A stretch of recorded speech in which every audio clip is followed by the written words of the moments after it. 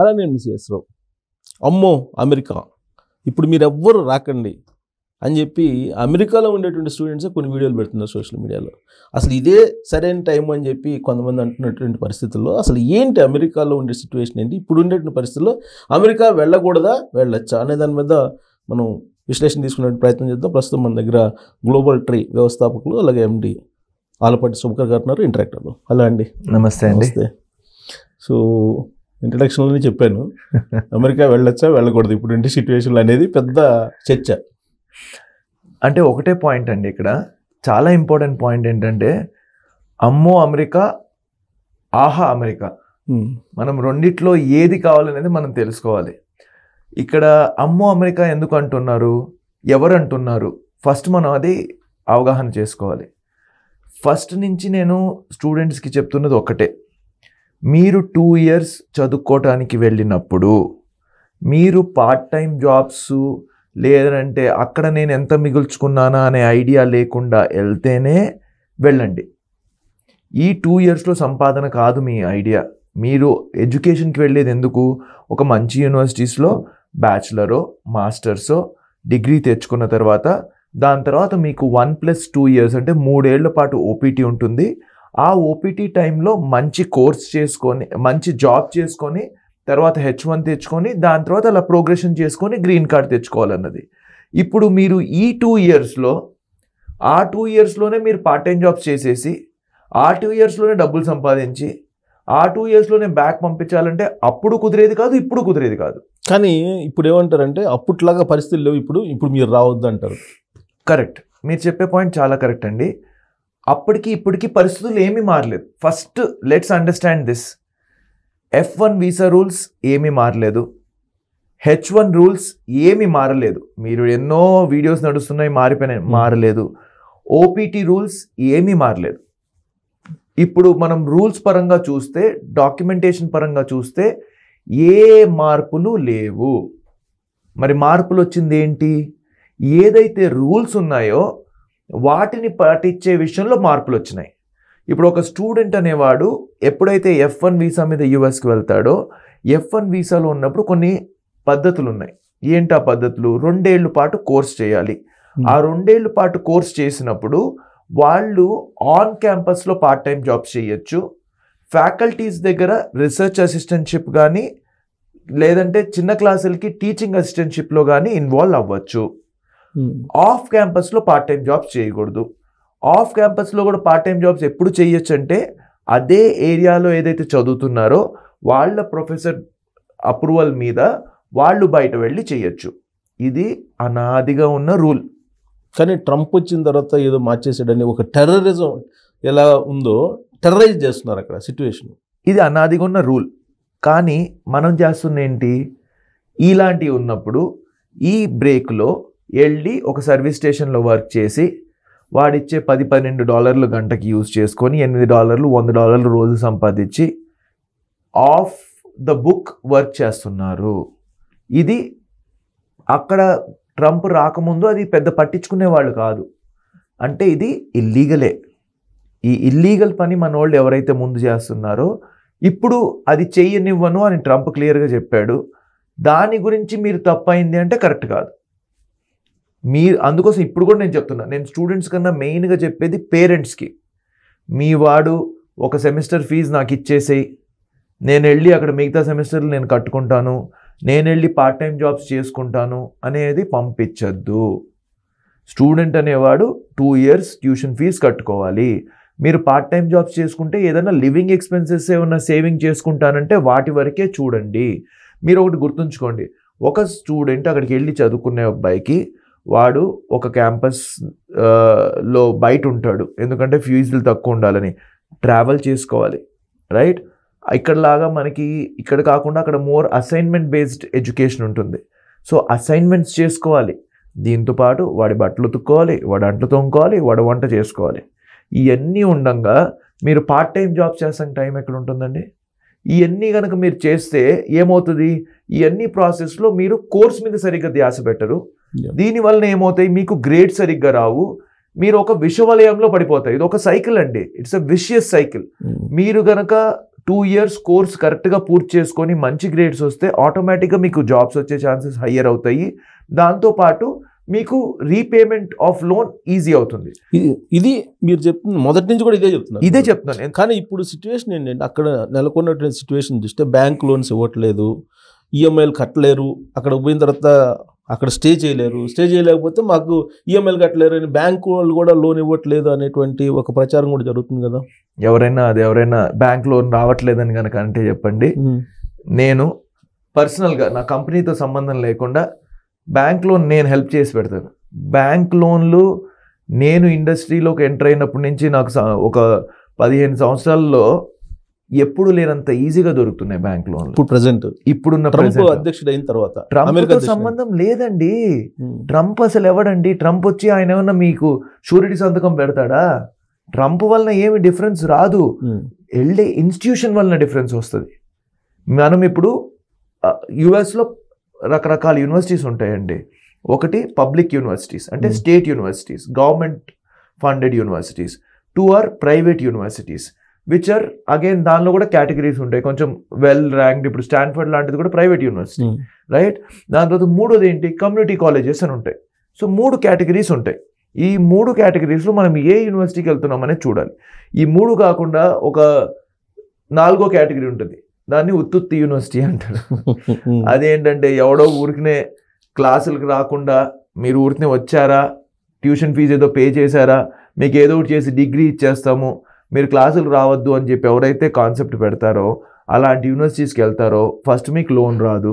రెండోది, లోన్ రాకపోకపోయినప్పుడు మీరు ఏం చేస్తారు, పార్ట్ టైం జాబ్స్. అంటే ఇది విషియస్ సైకిల్. చెత్త యూనివర్సిటీకి వెళ్తారు, దాని గురించి డబ్బులు సంపాదించాలి, బయటకు వెళ్తారు, దానివల్ల ఇల్లీగల్ సిస్టంలోకి వస్తారు. ఈ 2 ఏళ్ళు కోర్స్ అయిపోయిన తర్వాత ఎంతో కొంత సేవ్ చేసుకుంటాడు. ఈ చూసుకునేది నెలకు నేను 50,000 1,00,000 సేవ్ చేశాను అంటాడు. ఈ 2 ఏళ్లలో 20 లక్షలు సేవ్ చేస్తాడండి. కానీ దాని తర్వాత ఓపీటీ ఎక్స్టెన్షన్ వచ్చేటప్పుడు నీ యూనివర్సిటీకి వాల్యుయేషన్ లేనప్పుడు నీకు ఓపీటీ ఎక్స్టెన్షన్ కూడా రాదు. మళ్ళీ దానికోసం ఇంకొక స్కూల్లో జాయిన్ అవుతాడు. ఈ 2 years ఎన్నాళ్ళు ఎక్స్టెండ్ చేయగలుగుతానో చూస్తూ ఉంటాడు. అదే ఇటు పక్కన ఒక మంచి యూనివర్సిటీకి వెళ్ళాడు, పబ్లిక్ యూనివర్సిటీకి వెళ్ళాడు ఒక student, good ranked university. Public యూనివర్సిటీలో పార్ట్ టైం జాబ్ చేయలేదండి, అప్పుడు అడపా చేశాడు. నిజంగా నువ్వు మంచి స్టూడెంట్ అనుకోండి, నీకు స్కాలర్షిప్స్ వచ్చే ఛాన్స్ ఉంది, రీసెర్చ్ అసిస్టెంట్షిప్ వచ్చే ఛాన్స్ ఉంది, టీచింగ్ అసిస్టెంట్షిప్ ఛాన్స్ ఉంది. ఇప్పుడు మా దగ్గరికేనండి, మా దగ్గర ఇప్పుడు ఒక 10 యూనివర్సిటీలు ఉన్నాయి. మన దగ్గర నుంచి వెళ్ళే ప్రతి స్టూడెంట్కి అసిస్టెంట్షిప్ వస్తుంది అక్కడ. ఎందుకంటే ఆ క్వాలిఫికేషన్స్ చూస్తున్నారు, ఆ యూనివర్సిటీలో అంత ఫండ్ ఉంది. మన దగ్గర ఇంకో 2 యూనివర్సిటీస్ ఉన్నాయి, దానిలో ప్రతి స్టూడెంట్కి స్కాలర్షిప్ ఇస్తున్నారు. కానీ నీకు ఆ క్వాలిఫికేషన్స్ ఉండాలి. ఈ ప్రాసెస్లో ఏమవుతుందంటే నువ్వు ఈ 2 years చక్కగా పూర్తి చేసుకోగానే అది లోన్ తీసుకోపోనా నీ ఇష్టం. ఇప్పుడు ఇంకోటి చెప్తున్నాను, నేను కెమెరా ముందే చెప్తున్నాను, ఒకటి కాదండి 5 ఇన్స్టిట్యూషన్స్ ఉన్నాయి వాళ్ళ రోజున కొలాటరల్ సెక్యూరిటీ లేకుండా లోన్స్ ఇస్తున్నాయి. మీరు ఇప్పుడు నాకు కొలాటరల్ సెక్యూరిటీ లేదండి, నేను చాలా లోవర్ మిడిల్ క్లాస్ నుంచి వచ్చాను, నాకు లేదు అని అంటే మంచిగా చదువుకొని ఉంటే మంచి యూనివర్సిటీలో అడ్మిషన్తో పాటు ఎడ్యుకేషన్ లోన్ ఇప్పించే బాధ్యత కూడా మాదే. మేము మీకు క్లియర్గా గైడ్ చేస్తాం. ఏది అక్కడ మీకు ప్రాపర్టీ అవసరం లేదు, గ్యారంటీటర్ అవసరం లేదు, కానీ ఆ మంచి యూనివర్సిటీలో మీరు వెళ్ళాలి. ఈ ప్రాసెస్లో కనుక వెళ్తే లోన్ కవర్ అయిపోతుంది. మీకు 2 years పాటు మంచి కోర్స్ పూర్తవగానే ఆటోమేటిక్గా మీకు ఓపీటీ అండ్ ఓపీటీ ఎక్స్టెన్షన్స్ వస్తాయి. ఈ ఓపీటీ ఎక్స్టెన్షన్స్లో మీరు కనుక మంచి యూనివర్సిటీలో చదివి కొంచెం రీసెర్చ్లో ఇన్వాల్వ్ అయ్యి ఉంటే జాబ్ పొజిషనింగ్ కూడా బాగుంటుంది. సో మీకు ఇక్కడ 2 మనకి కాయిన్కి 2 sides ఉన్నట్టు మనకి జనాలు చూస్తుంది ఒక సైడే, కానీ మేము వర్క్ చేసే స్టూడెంట్స్ కానీ మేము గైడ్ చేసే స్టూడెంట్స్ అంతా ఈ సైడ్ ఉన్నారు. సో మీరు కరెక్ట్గా అయి ఉంటే స్టూడెంట్స్ ఎవరైనా సరే కరెక్ట్ డెసిషన్ తీసుకోవాలనంటే కరెక్ట్ రీసెర్చ్ చేసుకోండి, కరెక్ట్ గైడెన్స్ తీసుకోండి, కరెక్ట్ స్టెప్ తీసుకోండి. సో మీరు కన్సల్టెన్సీ ఆల్మోస్ట్ 15 years పైన నడుపుతున్నారు కదా, గుడ్ పీరియడ్ అంటే బ్యాడ్ పీరియడ్ అంటే ఏం చెప్తారు? బయట ఓవర్సీస్ చదువుకునే వాళ్ళకి good period bad period 2 bases మీద వస్తాయండి. ఒకటేమో ఇక్కడున్న ఆపర్చునిటీస్ ఏంటి, మనం వెళ్ళపోయే చోట ఉన్న ఆపర్చునిటీస్ ఏంటి, రైట్? నేను ఎప్పుడు కూడా ఈ టర్మ్ మొత్తంలో ఒక కోవిడ్ టైంలో తప్పితే ఏ టైంలో కూడా పెద్ద బ్యాడ్ పీరియడ్ చూడలేదండి. గుడ్ పీరియడ్ పీక్ చూశాను. ఎప్పుడు మనకి ఇప్పుడు కోవిడ్ టైంలో మనకు బ్యాడ్ అయినా సరే అక్కడ వర్క్ చేసే వాళ్ళకి మాత్రం super good period. Moon lighting అని చెప్పి 2 jobs 3 jobs చేసుకున్నారు, అది వేరే స్టోరీ అనుకోండి.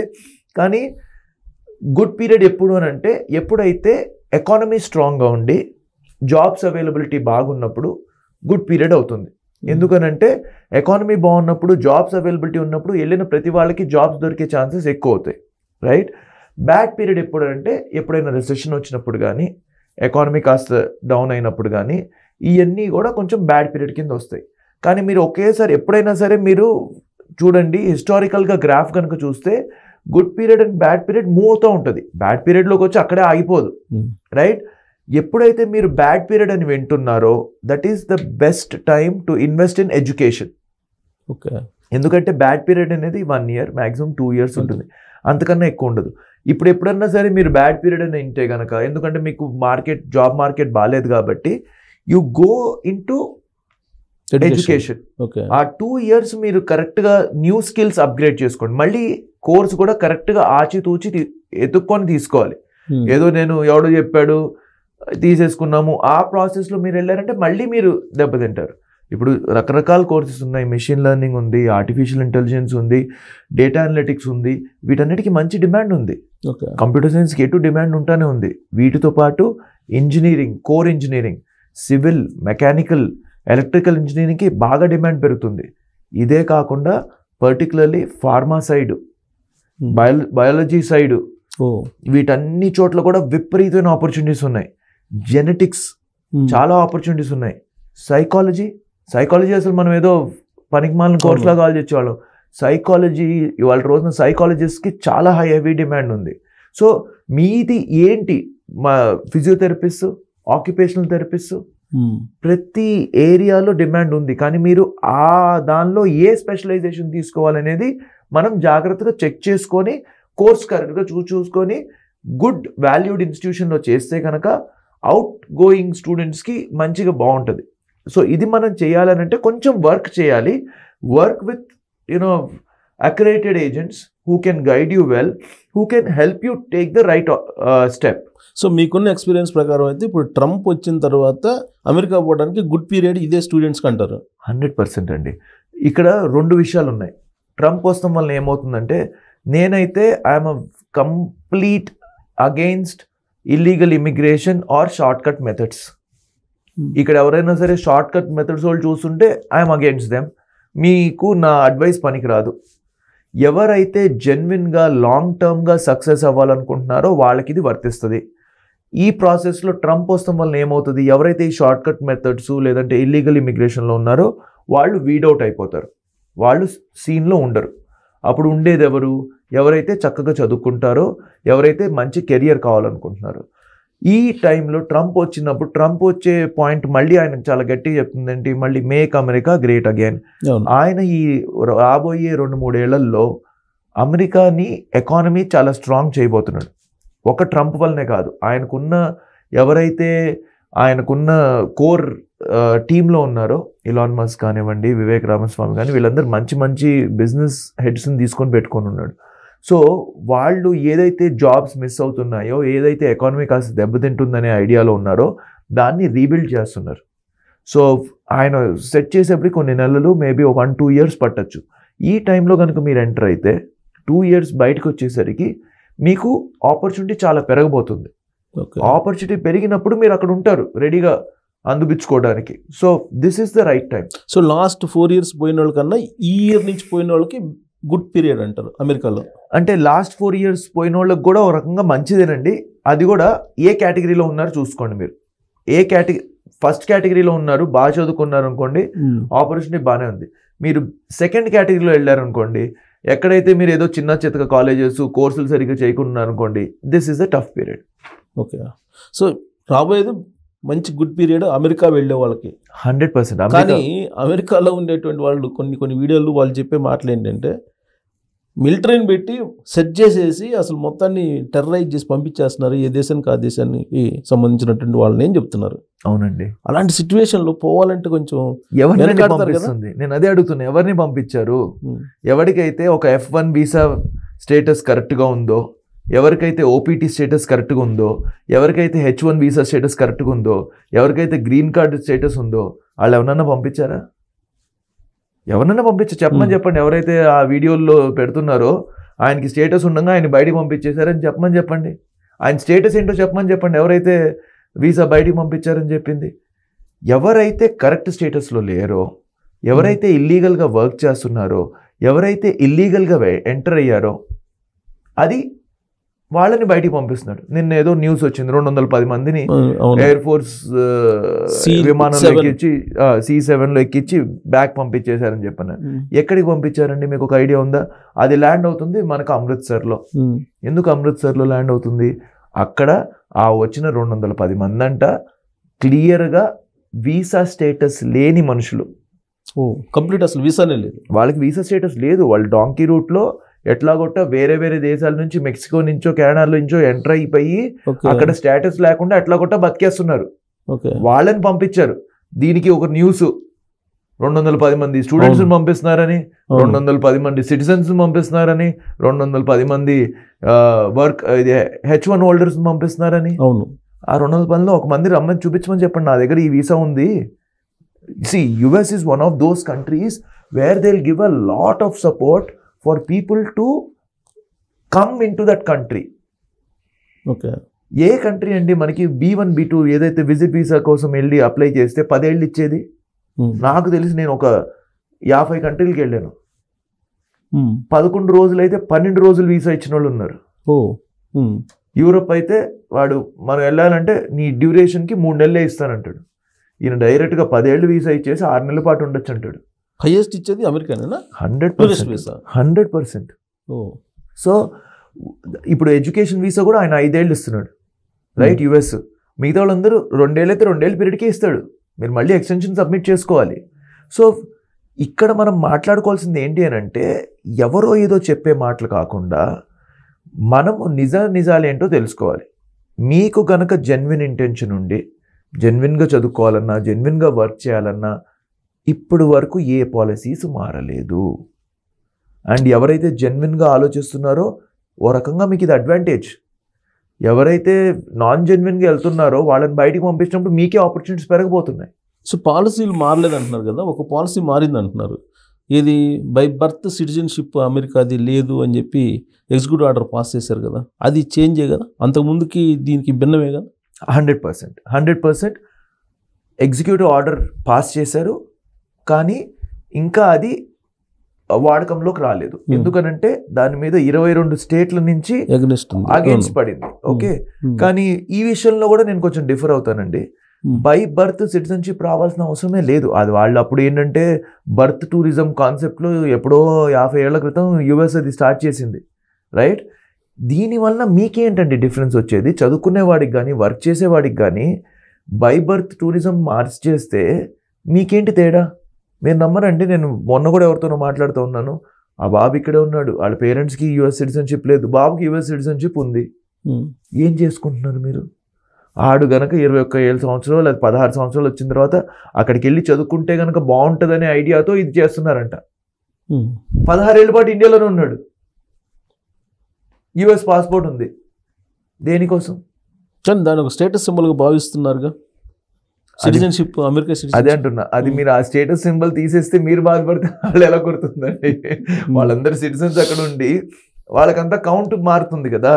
Anyways, I'm not someone who would support it or against it, but ఆ పాలసీ కూడా ఇంకా అమల్లోకి రాలేదు. ఇంకా రాలేదు, బట్ ఎస్ పాస్ అయింది. కొన్ని ఆర్డర్స్ పాస్ అవుతాయండి. ఒకటి మీరు అర్థం చేసుకోవాల్సింది ఏంటంటే, బిజినెస్ పరంగా is going to support. So ఎవరైతే స్టూడెంట్స్, H1 వర్కర్స్ వీళ్ళందరూ ఉన్నారో మీరు భయపడాల్సిన అవసరం లేదు, as long as your in the status. ఎందుకనంటే ఇవాళ రోజున US is a $31 trillion economy, the largest in the whole world.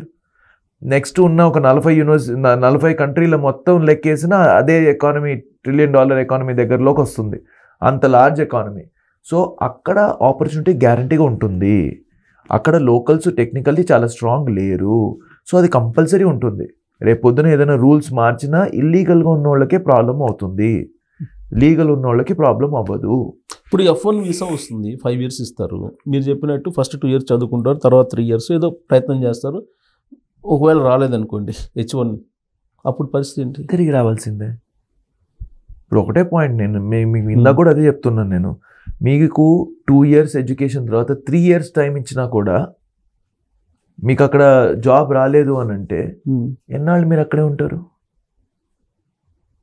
And ఒకటే పాయింట్ అండి, ఎవరైతే చదువుకోవాలనుకుంటున్నారో, ఎవరైతే అక్కడ పర్ఫామ్ చేయగలుగుతారనుకుంటున్నారో వాళ్ళు జాగ్రత్తగా చేసుకుంటే, నాకు తెలిసి నేను చెప్పినట్టు ఈ మన 18 ఏళ్ళ ఇది 18వ ఏట ఎక్కడో 1% 2% మాత్రమే తిరిగి వచ్చారు. అంతే, ఎక్కువ మంది అక్కడ ఉండిపోయారు. మీరు అక్కడ వెళ్ళేది మీ ఉద్దేశం ఏంటో మీరు తెలుసుకోండి. ఏదో ఆషామాషిగా వెళ్ళిపోదాము, ఏదో సర్టిఫికేట్స్ చేయించుకుని వెళ్ళిపోదాము, ఏదో ప్రూఫ్లు చూపించి వెళ్ళిపోదాము, వెళ్ళొద్దండి. ఎవరు వెళ్ళమంటున్నారు? ఇప్పుడు 4 లక్షలు 5 లక్షలు చెప్తున్నారు వాళ్ళందరూ రీబ్యాక్ అవుట్ కానీ ఇండియా వాళ్ళు నేను చెప్పేది టోటల్గా 14 lakhs ఉన్నట్టు. ఎట్లా అవుతారండి? 4 లక్షలు 5 లక్షలు అంటే మీరు ఏమనుకుంటున్నారు? అదేమన్నా నెంబర్? ఆ నెంబర్ ఏ బేసిస్ మీద చెప్పారో కూడా మీకు తెలియదు. ఎవరి ఇష్టం వచ్చిన నెంబర్ వాళ్ళు చెప్పేస్తారు. అంటే ఆయనే చెప్పారు, ట్రంప్ ఎలక్షన్ క్యాంపెయిన్ లో 14 లక్షల మంది ఉన్నారు అని చెప్పి ఇల్లీగల్ ఉన్నోళ్ళు రావాల్సిందేనండి. అవును, ఇల్లీగల్లో ఉన్నోళ్ళు ఆయన మేబీ ఇప్పుడు ఆ జోరులో ఇప్పుడు స్టార్ట్ చేస్తాడేమో, కానీ అంత వీడౌట్ చేస్తాం కూడా చాలా కష్టము. కానీ నేను అనే పాయింట్ ఏంటంటే, ఇల్లీగల్ వాళ్ళు వస్తాం వల్ల ఎవరికి నష్టం లేదు. నేను ఇక్కడ ఈ ఇంటర్వ్యూలో చెప్తుంది ఓన్లీ లీగల్గా చేయాలనుకున్న వాళ్ళకి మాత్రమే చెప్తున్నాను నేను. మీరు ఇక్కడ ఇప్పుడు నేను ఇది రాసిన తర్వాత కొంతమంది కమెంట్స్ కూడా రావచ్చు, నువ్వు ఇలానే చెప్తావు, ఇక్కడ ఆపర్చునిటీస్ ఏమున్నాయి, ఇక్కడ ఉన్న వాళ్ళకి తెలుస్తాయని. నాకు ఎవరైతే ఆ ఆపర్చునిటీ గురించి రాస్తున్నారో ఆయన వెళ్ళింది యూనివర్సిటీ ఏదో పేరు చెప్పమని చెప్పండి, ఆయన జీపీఏ ఏంటో చెప్పమని చెప్పండి, ఆయన ఏ ప్రొఫెసర్ దగ్గర రీసెర్చ్ అసిస్టెంట్షిప్ చేశారో చెప్పమని చెప్పండి, ఎందుకు జాబ్ రాలేదో చెప్పమని చెప్పండి. నేను 100 మంది పేర్లు చెప్తా, ఒకటి కాదు 100 మంది, మన హైదరాబాదు, ఆంధ్ర, తెలంగాణ ఏరియాల్లో నుంచి వెళ్ళిన 100 మంది ఈ లాస్ట్ 2 ఏళ్లలో వెళ్ళిన వాళ్ళు ఏ యూనివర్సిటీకి వెళ్ళారు, ఏ గ్రేడ్ చదువుకున్నారు, ఎంత స్కాలర్షిప్ వచ్చింది, ఎక్కడ జాబ్ వచ్చిందో కూడా చెప్తా. అంటే ఆపర్చునిటీ లేక కాదు, మనం ఏంటంటే షార్ట్ కట్లో వెళ్ళిపోయి ఆపర్చునిటీ రావాలన్న వాళ్ళకి గ్యారంటీగా ఇది గడ్డు పరిస్థితి. అది క్లారిటీ. బ్యాక్ ఎండ్లో ఏదో చేసుకుని వెళ్ళిన వాళ్ళు, మీరు అన్నట్టు ఏదో మంకీ రూట్, వాళ్ళకి మాత్రం తప్పదు మొత్తం 100%. అండ్ ఎవరన్నా అలాంటి పద్ధతుల్లో వెళ్ళాలనుకునే వాళ్ళు ప్లీజ్ వెళ్ళొద్దు. ప్రజెంట్ కదా, ఎప్పుడు వెళ్ళదు. నేను ఎప్పుడు వెళ్ళొద్దు అంటాను, ఇప్పుడైతే అసలే వెళ్ళొద్దు. మీరు మళ్ళీ అదేదో డిపోర్ట్ చేసినట్టు ఫీలింగ్ రాకుండా అసలు అలాంటి వాళ్ళు వెళ్ళదు. ఇక్కడే ఏదో కింద మీద పడి మీరు ఏదో పనులు చేసుకోండి, కానీ ఎట్లా కొట్ట అక్కడికి ఎంటర్ అవ్వాలనే ఐడియా అయితే పెట్టుకోవద్దు. ఇంకోటి ఏంటంటే, అక్కడ ఇన్ కేసు ఇప్పుడు కనుక ఇల్లీగల్గా దొరికితే, వీసా అయిపోయి కూడా కంటిన్యూ అయితే దొరికితే, ఇంకా లైఫ్ లాంగ్ మళ్ళీ అమెరికాలో అడుగు పెట్టడానికి అవకాశం ఉండదు అని అంటారు. నిజమేనా? నిజమేనండి. ఇదనే కాదు, అసలు మీరు ఏదైనా తప్పు చేసి ఏదైనా దొరికినప్పుడు there will be a black mark on your passport which will tell that you have done illegal thing and that will not allow you to come into the US.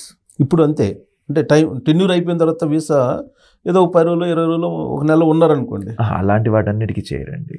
ఇప్పుడు 10-20 రోజులు ఎక్స్ట్రా ఉంటాం అనేది కూడా ఇల్లీగలే అయినా సరే, మీరు రీజనింగ్ ఇచ్చి ఏదన్నా ఉంటే there is always question period. దానికి ఏం పెద్ద ప్రాబ్లం లేదు. మీరు దీనికి అప్లై చేసి ఉన్నానంటే కనుక మీకు మళ్ళీ ఎక్స్టెన్షన్ కూడా ఇస్తారు. కానీ ఇప్పుడు అక్కడ సిచ్యువేషన్ ఏంటంటే, మనకు యుద్ధ విమానాల్లో పంపించడం అనే దాన్ని కొలంబియా కానీ లేదా మెక్సికో కానీ కెనడా కానీ ఇవన్నీ కూడా అబ్జెక్ట్ చేస్తున్నాయి. అది కొంచెం అగ్రెసివ్గా ట్రంప్ వ్యవహరిస్తున్నాడు, ఇతర దేశాలని కొంచెం కించపరిచేలాగా అనేది ఒక భావన ఉంది. మీకు ఎలా అనిపిస్తుంది? అంటే అది కరెక్ట్ అని నేను చెప్పనండి, ఇంకొంచెం బెటర్ ప్రొసీజర్లో చేయాలి. కానీ ఆయన చూసేది ఏంటంటే, వీళ్ళ డిపెండెన్సీ వల్ల వాళ్ళకి చాలా ఎక్స్పెండిచర్ కూడా అవుతుంది. నేను మొన్న లాస్ట్ మంత్ న్యూయార్క్లో ఉన్నాను.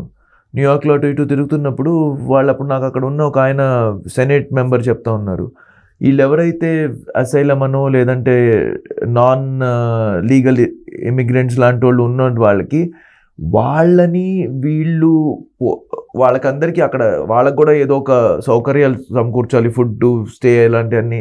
వాళ్ళకి బిలియన్స్ ఆఫ్ డాలర్స్ సంవత్సరానికి ఖర్చులు అవుతున్నాయి. ఆయన అనేది మేమెందుకు ఖర్చు పెట్టాలని చెప్పి, రైట్? కానీ మేబీ ఆయన ఇంకొంచెం జనాలకి ఇంకాస్త టైం ఇచ్చి, ఇంకొంచెం నోటీసులు ఇచ్చి, ఇంకాస్త చెప్పి చేస్తాం బాగుంటుందేమో. కానీ మన పరంగా చూసినా అది మనకు కరెక్ట్ కాదు. అఫ్ కోర్స్ కరెక్ట్ కాదు, బట్ అతను పంపించే తీరు కూడా. ట్రంప్ గురించి మనకు తెలిసిందేనండి, జనరల్ ఏంటంటే అమెరికా మీద ఒకటి ఉంది కదా, ల్యాండ్ ఆఫ్ ఆపర్చునిటీ. సో అందరూ వెళ్తుంటారు, అక్కడ బతుకుతుంటారు, బతకడానికి అనువైన పరిస్థితులు ఉన్నాయని అంటారు.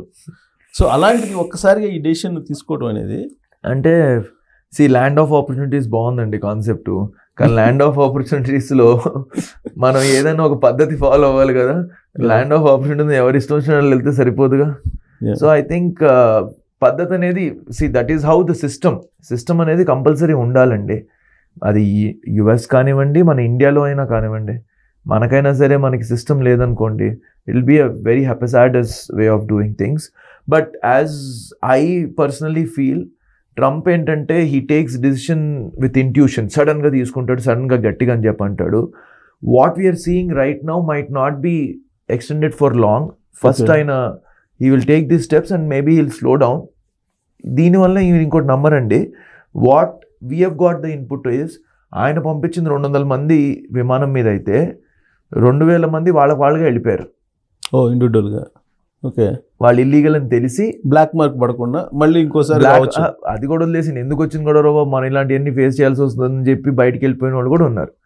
సో పాయింట్ ఏంటంటే ఈ ప్రాసెస్ అండ్ ఈ సిస్టంలో మనం గమనించాల్సింది ఏంటి, జనాలు ఎవరైతే ఇల్లీగల్గా ఉన్నారో వాళ్ళకి ఇది strong warning, okay, that you have to leave అన్నది. ఇంకోటి ఏంటంటే ఆయన ఎన్నికల మేనిఫెస్టోలో కానీ తర్వాత కూడా ఆయన అనుసరిస్తున్న పద్ధతులు కానీ అమెరికా ఫస్ట్. ఈ అమెరికా ఫస్ట్లో ఇతర దేశాల వాళ్ళు వెళ్ళిన వాళ్ళు వెనకబడిపోయే అవకాశం ఉందా? అంటే మీరు ఇక్కడ ఒక్కటి గమనించాలండి, ఇప్పుడు అమెరికా ఫస్ట్ అని చెప్పే కాన్సెప్ట్లో కూడా ఆయన యూనివర్సల్ టాలెంట్ పూల్ అనే డిస్కషన్ కూడా మేనిఫెస్టోలో చెప్పున్నారు. అది మన వాళ్ళు గమనించట్లేదు, right? They are calling America first for their economy to get stronger, right? I'm not someone who supporting Trump అండి, నేనేమి ట్రంప్ సపోర్టర్ని కాదు, అలాని నాకేమి ట్రంప్ క్యాబినెట్లో ఏం పొజిషన్ లేదు.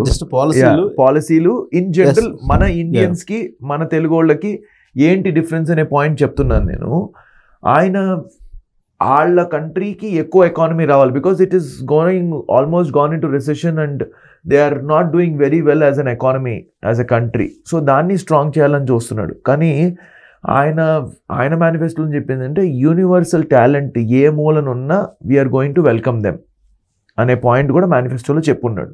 సో మీరు ఆ టెక్నాలజీలో స్ట్రాంగ్ అయ్యి ఉండి మీరు ఎక్స్పీరియన్స్ ఉంటే కనుక యుఎస్లో ఆపర్చునిటీ కంపల్సరీగా ఉంటుంది. కానీ ఇప్పుడు డోజ్ అని ఒకటి పెట్టారు కదా, దానికి మళ్ళీ ఎలన్ మస్క్ని సలహాదారుగా పెట్టుకున్నట్టున్నారు, అడ్వైజర్గా. ఆయనేమో అక్కడ ఉండేటువంటి ఎంప్లాయీస్ అందరినీ ఒక 90 days ఏదో స్ట్రక్ చేసినట్టున్నారు. ఏంటి అంటే ఇంకా టాలెంట్ పీపుల్ని ఆహ్వానించడానికి ఆ ప్రాసెస్. ఇప్పుడు ఎలాన్ మస్క్ లాస్ట్ టైం ఈ గొడవంతా అవుతున్నప్పుడు ఆయన ఒక మాట చెప్పాడండి. ఆయన సౌత్ ఆఫ్రికా నుంచి వచ్చాడు, ఆయన కూడా ఇక్కడ స్టూడెంట్ వీసా మీద చేశాడు, దాని తర్వాత కష్టపడి జాబ్ తెచ్చుకున్నాడు, దాని తర్వాత ఇవాళ రోజున ఒక పెద్ద ఎంపైర్ని నుంచో పెట్టి ఉంచాడు, రైట్? ఇంత బాగా చేసుకున్నాడు. అక్కడ కూడా కాన్సెప్ట్ ఏంటి అని అంటే, ఎవరైతే బాగా పని చేయగలుగుతారో, ఎవరైతే మంచి టాలెంట్ని ముందు తేగలుగుతారో దాన్ని ఇవాళ రోజు అమెరికా గొప్పది ఎట్లా అయిందండి, ఎక్కడెక్కడి నుంచో ఉన్న టాలెంట్ అంతా అక్కడికి వెళితే వాళ్ళ తెలివితేటల వలన అమెరికా గొప్పదైంది. ఇవాళ రోజు మీరు ఏ కంపెనీ పెద్దదన్నా మాట్లాడండి, దానిలో మన ఆంధ్ర వాళ్ళు ఇండియన్స్ టాలెంట్లే ఉన్నాయి. మీరు ఏ పేరు అని చెప్పండి, సుందర్ పిచ్చయ్య గారు చెప్పండి, లేదంటే మన శాంతను చెప్పండి, ఎవరు చెప్పినా ప్రతి పెద్ద కంపెనీలో మన వాళ్ళ పేర్లే వినిపిస్తున్నాయి. సో అమెరికాకు ఉన్న టాలెంట్ ఏంటి అని అంటే, ఎక్కడున్న టాలెంట్ని అక్కడ లాక్కోగలుగుతుంది ఆపర్చునిటీని చూపించి, రైట్? సో ఇప్పుడు అది కొంచెం సన్నగిలుతుంది, అది అవ్వకూడదన్న కాన్సెప్ట్తో ఇది చేస్తున్నారు. ఓకే, ఇది కూడా అడ్వాంటేజ్ అన్న మన ఇండియన్ స్టూడెంట్కి, ఎస్పెషల్లీ తెలుగు స్టూడెంట్స్కి, ఎందుకంటే 35% మన వాళ్ళే ఉన్నారు అని అంటున్నారు కదా, రైట్? 100% అడ్వాంటేజ్ అండి. నేను మీకు ఒకటి చెప్తున్నాను, మీరు కనుక యుఎస్లోకి వెళ్ళి కనుక చూస్తే మన Telugu students, Telugu working professionals చాలా హై పొజిషన్స్లో ఉన్నారు. ఎందుకనంటే మన వాళ్ళ దగ్గర ఆ టాలెంట్ ఉంది, they are very strong with the skills. So and also మన వాళ్ళు చాలా ఫాస్ట్గా అడాప్ట్ చేసుకుంటారు. ఇప్పుడు ఫర్ ఎగ్జాంపుల్ ఎవడో కంప్యూటర్ సైన్స్ మాస్టర్స్ చేసి వాడు ప్రోగ్రామింగ్లో ఉన్నాడు అనుకోండి, ఎప్పుడైతే ఏఐ డెవలప్ అవుతుంది అనుకుంటాడో, లేకపోతే మెషిన్ లెర్నింగ్ డెవలప్ అవుతుంది అనుకుంటాడో, వాడికి వాడు అప్డేట్ చేసుకుంటూ ఉంటాడు.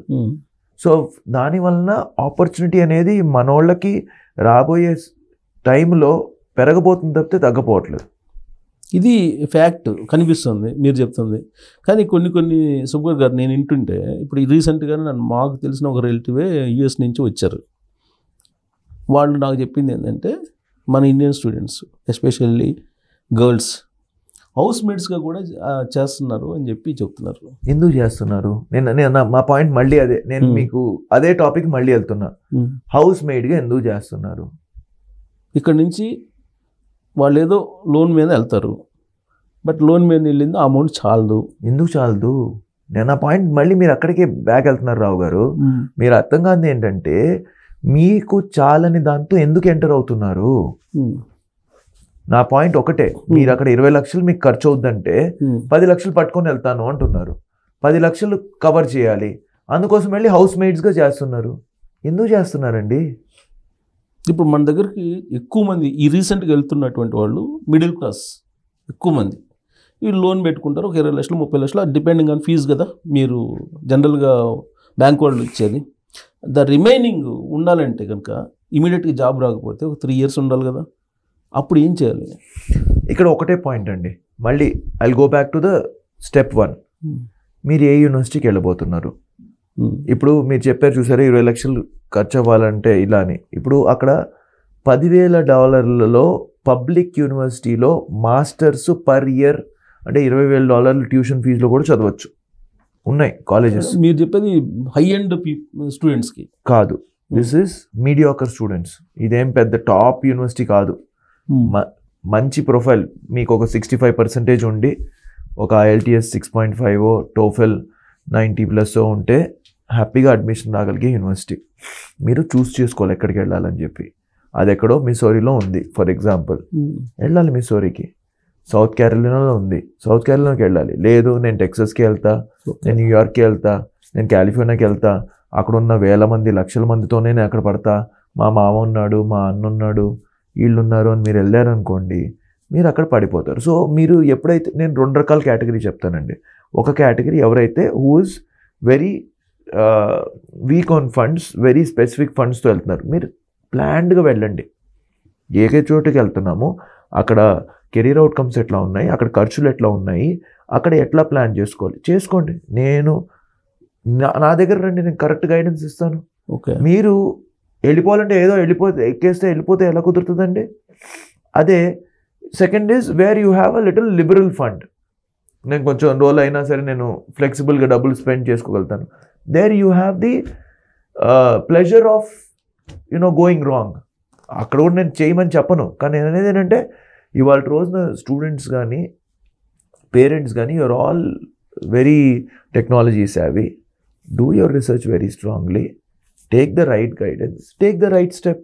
సో ప్లానింగ్లో వస్తుంది అంటున్నారు ప్రాబ్లం అంతా. మొత్తం ప్లానింగ్లోనే ప్రాబ్లం అండి, అంతే తప్ప ట్రంప్ వల్ల వచ్చిన ప్రాబ్లం కాదు ఇది. కాదు, 100% కాదండి. ఇప్పుడు మీరు ఏదైతే ఈ స్టోరీ చెప్తున్నారో ఇది ట్రంప్ రాకముందు కూడా స్టోరీనే కదా. అంటే ఈ పిల్లలు ఎవరైతే వెళ్ళారో 2 ఏళ్ళు 3 ఏళ్ళు ముందు వెళ్ళారు, మీరు అదే చెప్తున్నారు. 2 ఏళ్ళు కోర్స్ అయిన తర్వాత జాబులు దొరకట్లేదు అంటున్నారు. మరి అక్కడ ట్రంప్ రాలేదు కదా. ట్రంప్ వచ్చింది మనకి ఇంకా నెల కూడా అవ్వలేదు. అవును, ఆయన 18 రోజులే అయింది, 18-20 రోజులే అయింది.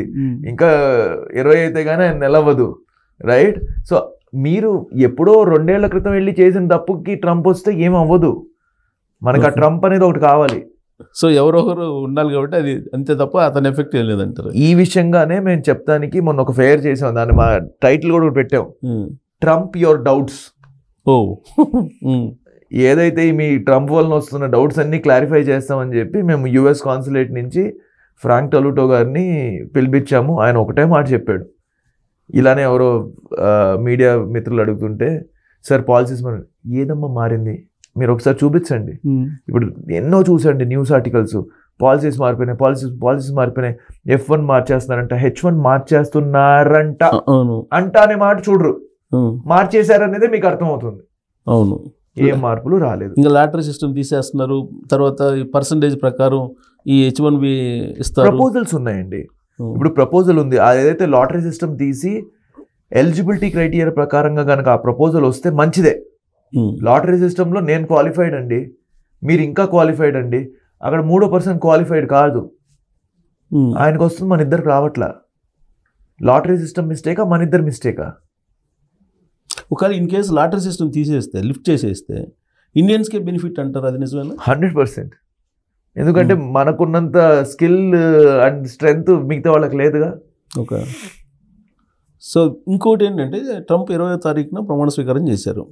Very next day soft bank ఒకటి, ఓపెన్ ఏఐ ఒకటి, ఒరాకిల్ ఒకటి, ఈ మూడింటితోటి ఒక జాయింట్ వెంచర్ని అనౌన్స్ చేశారు. ఇది ఆర్టిఫిషియల్ ఇంటెలిజెన్స్కి సంబంధించి. దీని ద్వారా హ్యూజ్ ఎంప్లాయ్మెంట్ వస్తుందని చెప్పి ఎక్స్పెక్ట్ చేశారు. వెరీ నెక్స్ట్ డే డీప్ సీక్ని అనౌన్స్ చేసింది చైనా. దీంతో మొత్తం డౌన్ఫాల్ అయిపోయింది మార్కెట్. అసలు అక్కడ జాబ్సే లేవు, లే ఆఫ్స్ కంటిన్యూ అవుతున్నాయి అనేది ఎంతవరకు మీకు ఇన్ఫర్మేషన్ ఉంది? అది కంపల్సరీగా నేను దానికి సమ్మతించానండి. ఎందుకనంటే డీప్ సీక్ అనేది ఏదైతే వచ్చిందో దాని ద్వారా జాబ్స్ పోయింది అంటున్నారు కదా, అదే డీప్ సీక్లో మీరు వెళ్ళి కొన్ని చెక్ చేయండి. కొన్ని అడిగితే దాని దగ్గర ఆన్సర్స్ లేవు. It is more like a parody version లాగా అయిపోయింది డీప్ సీక్లో కూడా. మీరు ఇప్పుడు ఒకసారి వెళ్ళి కొన్ని క్వశ్చన్స్, ఇప్పుడు మీరు ఏదైతే చాట్ జీపీటీనో ఏఐదో ఏదైతే ఓపెన్ ఏఐ అడుగుతున్నారో దానిలో మీరు ఏ క్వశ్చన్ అడిగినా ఆన్సర్ ఉంది. డీప్ సీక్లో వెళ్ళి మీరు ఇండియా గురించి 4 క్వశ్చన్లు అడిగితే ఆన్సర్ చెప్పలేకపోతున్నా. I have no answer for this అని చెప్పని అంటుంది. ఎందుకనంటే it is a very biased technology. Because Chinese government అండర్లో జరిగిన వాళ్ళు ఏంటంటే మీరు ఓపెన్గా ఫ్రీడమ్గా మీకు ఏం కావాలో అది చేయలేరు, రైట్? గ్యారంటీగా it might give a competition, but this one is for sure much superior. ఇప్పుడు ఏదన్నా ఫస్ట్లో వచ్చినప్పుడు కొంచెం హడావుడవచ్చు, కానీ దాని వలన మాత్రం ఏం డిఫరెన్స్ రాలేదు జాబ్స్లో. కానీ మార్కెట్, ఓల్డ్ మార్కెట్లో టాప్ టెక్ కంపెనీస్ అన్ని ఒక్కసారిగా పడిపోయాయి కదా, లే ఆఫ్స్ కూడా ప్రకటించినాయి కదా, గూగుల్ లాంటివి కూడా. అది ఎప్పటి నుంచో ప్రకటిస్తూనే ఉన్నారండి. ఇప్పుడు దీని గురించి ప్రకటించలేదు.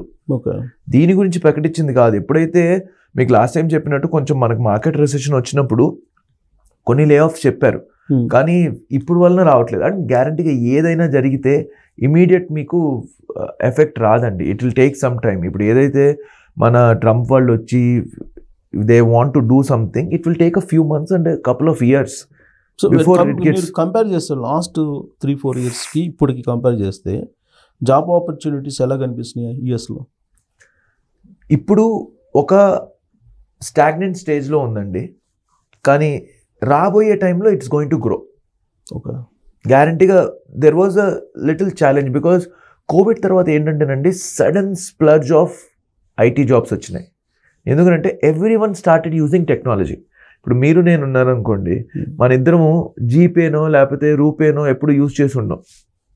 ఏది కోవిడ్ తర్వాత, ముందు కోవిడ్ తర్వాత ఆల్మోస్ట్ ఎవ్రీ ఆల్టర్నేట్ డే ఏదో ఒక దాని మీద యూజ్ చేయాల్సి వస్తుంది. మనమే కదా అసలు రోడ్ సైడ్. అదే అంటే నా దగ్గర క్యాష్ ఉందండి, నేను యూజ్ చేయాలనుకోవట్లేదు, ఆడి దగ్గరికి వెళ్ళి నేను డబ్బులు ఇస్తానంటే చేంజ్ లేదు, మీరు జీపే చేయండి సార్ అంటాడు. సో ఇంతమంది ఇది చేయాలంటే వెనకాల టెక్నాలజీ ప్లాట్ఫామ్ ఉండాలి. సో కోవిడ్ తర్వాత సడన్ సర్జ్ వచ్చేసిందండి టెక్నాలజీ రిక్వైర్మెంట్. దానివల్ల జాబ్స్ చాలా ఎక్కువ పెరిగిపోయినాయి. అండ్ ఆ స్లర్జ్ని చూసి చాలా మందిని, ఎక్కువ మందిని కూడా తీసుకున్నారు మనకి బెంచ్ మీద అవసరం ఉంటుందని. అది ఎప్పుడైతే 2-3 ఇయర్స్ అంటే 23 ఆ టైంలో వచ్చినప్పుడు అది స్టాగ్నెంట్ ఉంది. ఎందుకంటే ఒకసారి మీ టెక్నాలజీ రిక్వైర్మెంట్ వచ్చిన తర్వాత మళ్ళీ పెరగదు కదా. సో అక్కడ మీకు డౌన్ఫాల్ స్టార్ట్ అయింది. అది కాక ఇంకోటి ఏమైంది, చాలా మంది డబుల్ జాబ్ చేస్తాం వల్ల దానివల్ల డౌన్ అయింది. గ్యారంటీగా there has been a little effect of recession in the market. ఫ్యూచర్లో అది తగ్గుతుంది, జాబ్స్ పెరగబోతున్నాయి అని చెప్తున్నాను. కానీ జిన్పింగ్ ఏమంటాడంటే చైనా ఆల్రెడీ ఆయన వార్ స్టార్ట్ చేశాడు. ఎలా ఈ వాణిజ్య దాంట్లో ఇంపోర్ట్ డ్యూటీస్ వేసాడు. దీంతో అమెరికా ఆర్థిక పరిస్థితే కుప్పగోలుపోతుందని చెప్పి ఆయన అంటాడు. అది మనం చూడాల్సిందేనండి. ఎందుకంటే ఈ విషయం నేను స్ట్రాంగ్గా చెప్పగలిగేవాడిని కాదు. నాకు ఒక రకంగా చెప్పాలంటే మనం ఎన్ని మాట్లాడుతుండగా ఇండియన్ ఎకానమీ అన్నిటికన్నా స్ట్రాంగ్ అయితే I will be the happiest person, right? But all of these take time. ఇప్పుడు మన మోడీ గారు ఇది 3వ టర్మ్లో ఉన్నారు. He's doing so much effort. So it takes years, tens of years for a lot of things to change. ఇప్పుడు China కూడా ఇవాళ రోజున ఒక స్ట్రాంగ్ పొజిషన్లో చెప్పబోతుందంటే ఒక 50 ఏళ్ల కృషి ఉంది అక్కడ. వాళ్ళు 1950, 1960, 1970 నుంచి కంటిన్యూస్గా అదే ఫోకస్గా చేశారు కాబట్టి వాళ్ళు రోజున ఒక పొజిషన్లో వచ్చారు. సో ఏదైనా కుప్పకూలాలన్నా, ఏదైనా పొజిషన్ మారాలన్నా it will take few years. ఇప్పటికైతే మనం మాట్లాడేది the largest economy is US, which is $31 trillion. The second largest is China, which is $9 trillion. 31-9. దాని తర్వాత జర్మనీ 5, దాని తర్వాత ఇండియా 3. ఓకే, ఇప్పుడు ఆయన చెప్పే ప్రకారంగా 9 ఒకేసారి 36 వెళ్ళిపోవాలి కదా. 36 వెళ్ళాలి దాటేసేయాలంటే. సో పడుతుందండి. అంటే undisputedly today US is a global economy leader. సరే వాళ్ళ మధ్య ఎలా ఉన్నా కానీ సరే గ్లోబల్ లీడర్ అది, సరే వాళ్ళ ఇంటర్నల్గా ఇష్యూస్ లేదంటే ఇంటర్నల్గా ఏదన్నా వాళ్ళ క్లచెస్ ఉన్నప్పటికీ కెనడా, మెక్సికో, చైనా, పనామా ఏవో చెప్తున్నారు కదా, ఇవన్నీ కొంచెం డిఫరెంట్గా అన్ని ఎగనెస్ట్ ట్రంప్ అయిపోయింది. రైట్. అట్లా ఇప్పటి వరకు యాజ్ ఆఫ్ నౌ ఇండియాని అయితే డైరెక్ట్గా టచ్ చేసినట్టు ఎక్కడ కనిపించట్లా. ఇది పాజిటివ్ సైన్ అయినా ఇండియాకి? గ్యారంటీగా పాజిటివ్ సైన్ అండి. ఎందుకంటే ఇప్పుడు మన మోడీ గారు నెక్స్ట్ మంత్ వెళ్తున్నారు అక్కడికి. లేదు, రేపు ఎల్లుండి ఏదో ఫిబ్రవరి 7th అన్నారు. మరి వైట్ హౌస్ ఏదో తెలియదు, వాట్ ఎవర్ కొన్ని రోజుల్లో వెళ్ళబోతున్నారు. గ్యారంటీగా I think we all know Modi is a master అండి. సో ఏదో ఒక ట్రంప్ కార్డ్ తిప్పుతాడు ఆయన. గ్యారంటీగా ఈ అన్ని కంట్రీస్తో పోల్చుకుంటే India and US relations are better. So నేను పర్సనల్గా ఫీల్ అయ్యేది ఈ మీట్ తర్వాత it's gonna be better. And for sure the next coming years Indian US relationships are going to be better than any other country. As of now today development ఏంటంటే AI CEO Sam Altman ఆయన ఢిల్లీ వచ్చిన్నారు. ఆయన ఢిల్లీ పర్యటన కూడా something చేంజ్గా చేయబోతుంది and artificial ఇంటెలిజెన్స్కి సంబంధించి ఏదో మ్యూచువల్గా అనేది ఒకటి వినిపిస్తుంది. దెర్ ఆర్ 2 areas అండి ఈ మోడర్న్ వరల్డ్లో. ఒకటేమో మనీ, రెండోదేమో టెక్నాలజీ అండ్ స్కిల్. ఈ రెండు మీకు కంపల్సరీ కావాల్సిందే. మూడోది ఈ టెక్నాలజీ అండ్ స్కిల్ చేయగలిగిన మ్యాన్ పవర్. ఇది మీకు వెరీ ఇంపార్టెంట్. ఇవాళ రోజున మనకి ఒక బిగ్ అడ్వాంటేజ్ ఏంటంటే ఇండియాకున్న manpower, youth manpower, who are skilled and who can speak English. For surely the next decade is going to be India's. Maybe I can talk about later decades also. But manakunna advantage adi, manaku oka strong leadership undi. So ippudu US enta cheyalanunna they need our support for sure. And o rakanga vallaki strong economy undi kabatti manaku kuda valla support kavali. So I think after this visit it is only going to help both the nations. Trump దూత అనుకోవచ్చా లేదంటే ఇండివిజువల్గా ఆయన వచ్చాడు అనుకోవచ్చా AI CEO? అది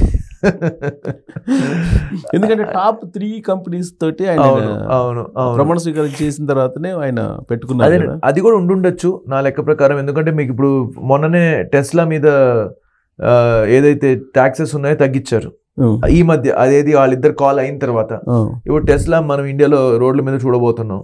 so yes, there is a lot of political aspect which is going on and is going to help.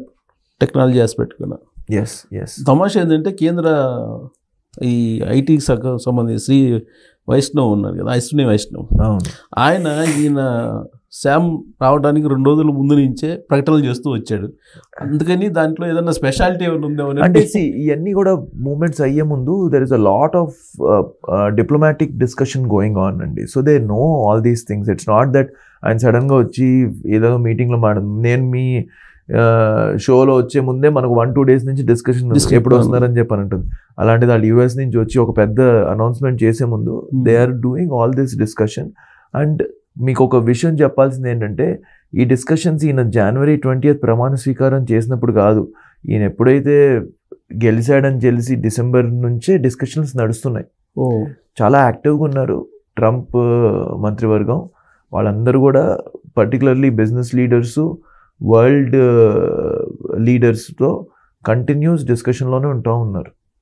So మీకు surprising thing ఏంటంటే లోకేష్ కూడా వెళ్ళేది వాళ్ళ మేబీ శామ్ని కలిసే అవకాశం ఉందని కూడా అంటున్నారు. ఏపీలో అంత ఏరియా ఉందంటారా ఆర్టిఫిషియల్ ఇంటెలిజెన్స్కి?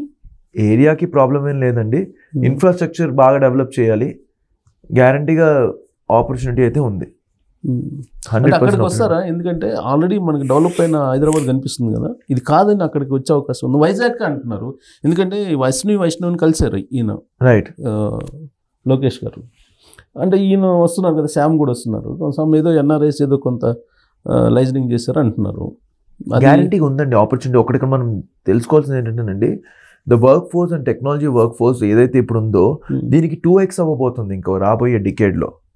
రైట్, మనకి how many large cities can still take more people. So you have to go to Tier 2 cities and Tier 3 cities in the future. Right. So కంపల్సరీగా people will start looking at newer.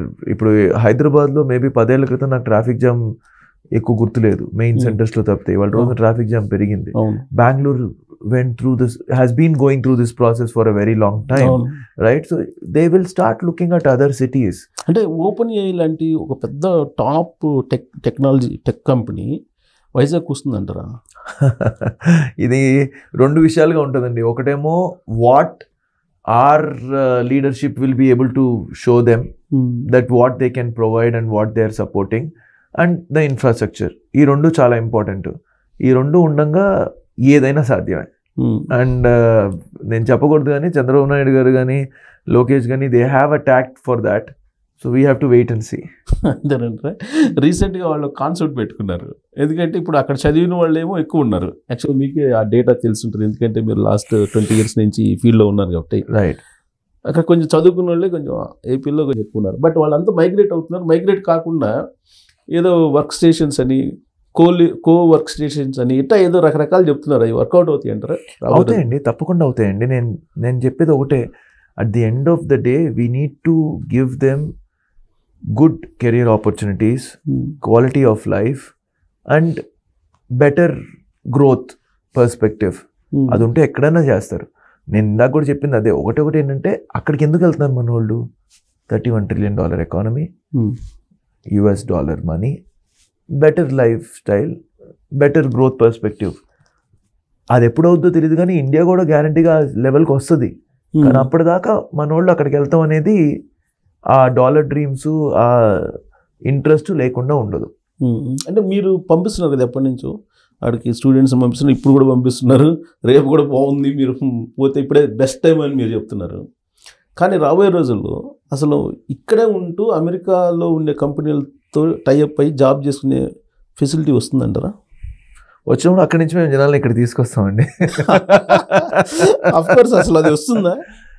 అలాంటి situation వచ్చే అవకాశం ఉందా? ఎందుకంటే చంద్రబాబు నాయుడు గారు ఏదో ఒక vision ఏదో చెప్తున్నారు. ఆయన విజన్ అర్థం చేసుకోవడం అంత ఈజీ కాదు, మీలాంటి వాళ్ళకి అర్థం అవుతుందని. అంటే this is a long game అండి. యూ హ్యావ్ టు, నేను ఇందాక మీకు చెప్పినట్టు 7 ఏళ్ల తరబడి మనం కంటిన్యూస్ ఎఫర్ట్ పెడతా ఉంటే అవ్వగలిగే పరిస్థితి ఉంది. But the gap what we're talking about is very large. So అది ఎప్పుడైతే నల్లిఫై అవ్వబోతుందో అప్పుడు మనకు అది అవ్వగలిగే స్కోప్ ఎక్కువ ఉంటుంది. కానీ బ్యాక్ ఎండ్ సర్వీసెస్ కానీ, ITES సర్వీసెస్ కానీ ఇవన్నీ మనకి వాళ్ళ రోజున ఇండియాలోనే చాలా స్ట్రాంగ్ అవుతుంది. సో అది హైదరాబాదా లేకపోతే వైజాగా లేదా అనకాపల్లా, వాడికి ఏం పెద్ద డిఫరెన్స్ లేదు. వాడి కంపల్సరీగా హెడ్సెట్ పెట్టుకొని వాడు సపోర్టివ్ ఇన్ఫ్రాస్ట్రక్చర్ ఉండి వాడు మాట్లాడగలిగి ఇంగ్లీష్ వాడికి సపోర్ట్ చేయగలుగుతానంత వరకు అవుతుంది. సో ఎక్కడున్నా ఒకటి వాళ్ళకి అవుతుంది, 100% అవుతుంది. ఇప్పుడున్న సిచ్యువేషన్లో మెడికల్కి సంబంధించిన ఏరియా, ఇప్పుడు మీరు టెక్నాలజీకి సంబంధించిన ఏరియా మీరు చెప్పారు. యుఎస్లో ఆపర్చునిటీస్ ఆర్టిఫిషియల్ ఇంటెలిజెన్స్ వచ్చిన తర్వాత 2గా ఉన్నాయి అని అంటారు. Artificial intelligence ML with engineering, artificial intelligence ML with health care అంటున్నారు. ఈ 2 సపరేట్ సెక్టర్స్ కింద మీరు చూస్తే దేనికి ఆపర్చునిటీస్ ఎక్కువ ఉన్నాయి? ఆర్టిఫిషియల్ ఇంటెలిజెన్స్ అండ్ ML అనేది ఎవ్రీ ఏరియాలో ఉందండి. నాట్ జస్ట్ టెక్నాలజీ, మెడిసిన్ అనే కాదు. రేపు పొద్దున్న it will come in arts also వస్తుంది. Every area, because artificial intelligence అనేది ఏమీ లేదు. మనం ఏదైతే చేస్తున్నామో, మన మైండ్తో మనం ఏదైతే చేస్తున్నామో అది ఒక సిస్టమ్ ద్వారా చేయగలగాలి అనేదే కాన్సెప్ట్. అది ఏదైనా కానివచ్చు. ఇప్పుడు ఒక రకంగా చెప్పాలంటే robo is also an artificial ఇంటెలిజెన్సే. It was the primitive stage of artificial intelligence, that it is able to do the task which human has to do, right? So అన్ని ఏరియాలో ఉంటుంది. కానీ ఆ ఏరియాలో అది యూజ్ చేస్తామనేది ఒక స్పెషాలిటీ. ఆ స్పెషలైజేషన్ నేర్చుకోవాల్సి ఉంటుంది. టెక్నాలజీలో ఆర్టిఫిషియల్ ఇంటెలిజెన్స్ కానివ్వండి, మెడికల్ ఫీల్డ్లో ఆర్టిఫిషియల్ ఇంటెలిజెన్స్ కానివ్వండి, లేకపోతే ఆర్ట్ ఫీల్డ్లో ఆర్టిఫిషియల్ ఇంటెలిజెన్స్ ఏదైనా ఉండనివ్వండి, అదంతా కూడా ఏంటంటే ఒక స్పెషలైజ్డ్ టెక్నాలజీ. అది నేర్చుకుంటే yes you will be able to use it. మీ దగ్గరకు వచ్చే స్టూడెంట్స్ వాళ్ళు ఏమైనా వస్తున్నారు, ఇప్పుడు మూవ్ అవుతున్నారా? ఈవెన్ అంటే నాకు వేరే వాళ్ళు చెప్పడం ఏంటంటే మెడిసిన్ స్టూడెంట్స్ కూడా ఇప్పుడు ఆర్టిఫిషియల్ ఇంటెలిజెన్స్ వైపు వెళ్ళిపోతున్నారు. హెల్త్ కేర్ అనేది, ఆర్టిఫిషియల్ ఇంటెలిజెన్స్ హెల్త్ కేర్ అనేది ఒక సెక్టర్ ఉందని అంటారు. ఎస్ అండి, అది కూడా ఒక డెవలపింగ్ సెక్టర్. అంటే ఇప్పుడు ఫర్ ఎగ్జాంపుల్ ఈ మధ్య మీరు కనుక చూసుంటే ఆర్టిఫిషియల్ ఇంటెలిజెన్స్ ద్వారా టెస్ట్లు చేసి మీకు రాబోయే రోగాలు ఏంటి అనేది కూడా ప్రిడిక్ట్ చేయగలిగే కాన్సెప్ట్ ఒకటి క్రియేట్ చేస్తున్నారు. సో దానిలో ఏం చేస్తారు, దానిలో still it's a technology platform, technological people involve ఉంటారు. But since it's a medicinal thing, that's where the doctors also will be getting it.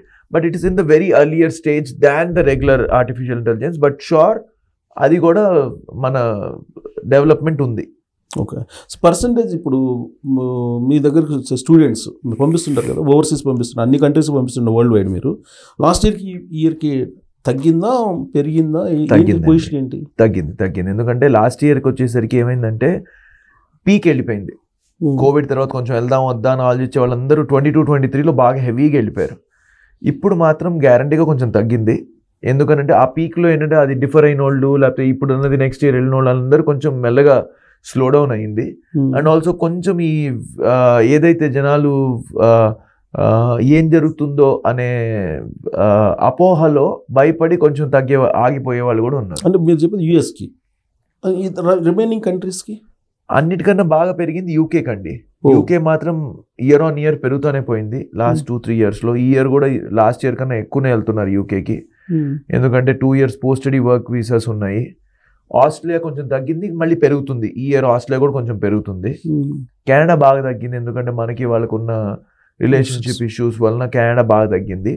US I think peak వెళ్ళి కొంచెం స్లో డౌన్ అయింది. So 2-3 countries తగ్గినాయి. అలానే Germany బాగా పెరిగింది. జర్మనీకి వెళ్ళే స్టూడెంట్స్, ఎందుకంటే కొత్త లొకేషన్స్ చూడాలని. ఫ్రాన్స్ కొంచెం పెరిగింది, ఐర్లాండ్ పెరిగింది, న్యూజిలాండ్ కూడా కొంచెం పెరిగింది. అలా కొన్ని కంట్రీస్, ఇప్పుడు ఈవెన్ సింగపూర్, దుబాయ్ కూడా కొంచెం ఎంక్వైరీస్ పెరుగుతున్నాయి. ఇప్పుడు ఇవన్నీ టెక్నాలజీనా వేరే? ఎవ్రీథింగ్ అండి. Technology is the majority, but people are going for everything. So యుఎస్కి ఇయర్లో యూనివర్సిటీ వాళ్ళు January 20th ముందు మీరందరూ వచ్చేయండి అని చెప్పి వాళ్ళు కూడా ఎందుకు అడావిడి చేసినట్టు? ఇక్కడ మళ్ళీ అదే ఒకటేనండి. నేను ఆ న్యూస్ వచ్చినప్పుడు అసలు ఏం జరిగిందని చెప్పి చూద్దామని చెప్పి కాస్త ట్రై చేశాను. అక్కడ చూస్తే అది వెళ్ళింది కొన్ని కంట్రీస్కి ఎక్కడైతే ఇష్యూస్ ఉందో, ఇరాను, ఇరాకు, తర్వాత ఇంకో 2-3 వేరే కంట్రీసు, ఎక్కడైతే గాజా ఇలాంటి స్ట్రిప్ ఏరియాలో ఎక్కడైతే యుఎస్కి కొంచెం అనుకూలమైన పరిస్థితి లేని వాళ్ళ స్టూడెంట్స్కి వెళ్ళిన మెయిల్స్ అండి అవి. మనోళ్ళకి నాకైతే మా దగ్గర ఉన్న ఒక్క స్టూడెంట్కి రాలా. ఓకే, ఎవరో ఒకళ్ళిద్దరికి ఏమైనా వచ్చిందేమో నాకు తెలియదు. అంటే కొంచెం ముందు జాగ్రత్త చర్యగా వాళ్ళు మాట్లాడుంటారు. కానీ మనకి ఇక్కడ మార్కెట్లో అవుతుంది ఏంటంటేనండి, ఒకడికి వస్తే 100 మందికి వచ్చిందని చెప్తున్నారు. ఆ ఒక్కటి ఈ social media is a bane or boon అన్నది నాకు తెలియదు. కానీ ఇవాళ రోజున సోషల్ మీడియా వలన నేను మీకు చెప్పింది వేరే వాళ్ళకి ఎవరికైనా తెలియాలంటే 10 రోజులు పట్టేది. నేను ఇప్పుడు మీరు చెప్పింది 10 సెకండ్లలో 10 మందికి తెలుస్తుంది. సో మనకి మన స్టూడెంట్స్ కానీ పేరెంట్స్ కానీ ఎవరైతే వర్కింగ్ ప్రొఫెషనల్స్ ఉన్నారో, మీరు సోషల్ మీడియాలో చూసి నమ్మద్దు. మీరు మీ రీసెర్చ్ క్లియర్గా చేయండి. ఎస్, నాకు తెలిసిన ఆయన చెప్పాడు, మా ఫ్రెండ్ చెప్పాడు, మా బావ చెప్పాడు, ఒక పర్సన్ది డిసైడ్ చేయొద్దు. Everyone has got their own speciality, their own calibre, their own background. It is not a standard for everyone. So ఓవరాల్గా చూస్తే ఇప్పుడున్నటువంటి మీరు అవునన్నా కాదన్నా ప్యానిక్ సిచ్యువేషన్ అయితే ఉంది. సో దాన్ని కాదనట్లేదు, బాగా ప్యానిక్ సిచ్యువేషన్. దీనిలో అసలు నేను కాదని నేను అనట్లేదు. ప్యానిక్ సిచ్యువేషన్ మన మైండ్స్ లో ఉంది, మార్కెట్ లో ఉంది, అంతే తప్ప ఒరిజినల్ గా లేదంటారు. లేదు, గ్యారంటీ మీరు చెప్పిన ప్రకారం ప్యానిక్ సిచ్యువేషన్ ఉందని నేనే చెప్తున్నా. నాకు 10 calls వస్తున్నాయి రోజుకి, ఇది అయిపోతుందంట కదా, అది అయిపోతుందంట కదా అని. ఒకళ్ళిద్దరు డ్రాప్ కూడా అవుతున్నారు మేము చెప్పిన తర్వాత కూడా. ఎందుకు వచ్చిందిలే, నెక్స్ట్ సెమిస్టర్ వెళ్తాము, లేకపోతే 1 సంవత్సరం ఆగి వెళ్తాం అనే పరిస్థితి కూడా వస్తుంది. కానీ నిజాలు కరెక్ట్గా తెలుసుకొని మీకు పనికి వచ్చేది మీరు చేయండి. మీరు యాజ్ ఏ ఎక్స్పర్ట్గా మీరేమో గోల్డెన్ పీరియడ్ రాబోతుంది అమెరికాకి, ఈ గోల్డెన్ పీరియడ్ స్టార్ట్ అయిందని మీరు చెప్తున్నారు కదా? ఎస్, స్టార్ట్ అవ్వబోతుంది. అంటే నేను చెప్పేది కొన్ని రోజులు పడుతుంది. ఎస్, గ్యారంటీగా out of the recession and better economic opportunity ఉండిపోతుంది. స్టూడెంట్స్కి ఏం సజెస్ట్ చేస్తారు ఇప్పుడు మరి? అదేనండి, కేటగిరీ 1 వాళ్ళకే నేను చెప్తున్నా. కేటగిరీ 2 నేను మాట్లాడలేదు. కేటగిరీ 1 ఎవరైతే చదువుకుంటారో, ఎవరైతే ఒక మంచి ఉద్దేశంతో వెళ్తున్నారో, హార్డ్ వర్క్ చేస్తారో, this is the right time to go. పేరెంట్స్కి మీ స్టూడెంట్స్, మీ కిడ్స్ నాకు 1 semester ఫీజు ఇచ్చే నేను అక్కడ వెళ్ళి సంపాదించేసుకుంటా పంపించద్దు. వాళ్ళకి క్లియర్గా 2 yearsకి అయ్యే ఖర్చులు ఏంటో చూసుకొని అన్నీ సమకూర్చి పంపించండి, వాళ్ళు బాగుపడతారు. అక్కడికి వెళ్ళి నేను అంట్లు తోముకుంటాను, బాత్రూమ్ కడుగుతాను, ఇవన్నీ చెయ్యొద్దు. మీకు అసలు అది అవసరమే లేదు. మీరు కావాల్సిందే ప్లాన్ చేసుకొని వెళ్ళండి. సో ఈ ప్యానిక్ సిచ్యువేషన్ కంప్లీట్గా పోతుంది నియర్ ఫ్యూచర్లో అనే నమ్మకం ఉందా మీకు? నెక్స్ట్ ఇయర్ నన్ను పిలవండి, మళ్ళీ మన వాళ్ళంతా అప్పుడు ఈ ప్యానిక్ సిచ్యువేషన్ పోతుంది. మళ్ళీ ఇదే చెప్తున్నా, అప్పుడు ఉన్నారు కేటగిరీ 1, కేటగిరీ 2, ముందు ఉన్నారు, రేపు ఉండబోతున్నారు. కేటగిరీ 2లో మీరు ఫాలో అవ్వకుండా ఉంటే మీ భవిష్యత్తు బాగుంటుంది. Be in the category 1, be legitimate, be legal, be clear. Right, thank you very much. Thank you. Golden period మళ్ళీ స్టార్ట్ అవబోతుంది అంటారు, బట్ ప్యానిక్ అందరూ రివర్స్లో ఆలోచిస్తున్నారు. మీరు ఒక ఎక్స్పర్ట్గా యాక్చువల్ సిచ్యువేషన్ చెప్పారు. చూద్దాం రాబోయే రోజుల్లో మళ్ళీ 1 year తర్వాత మనం ఏది కరెక్ట్ గోల్డెన్ పీరియడ్ చూస్తామా, లేకపోతే ట్రంప్ రూపంలో మళ్ళీ ఇదే చూస్తాం అనేది చూద్దాం. తప్పకుండా. Thank you thank you very much.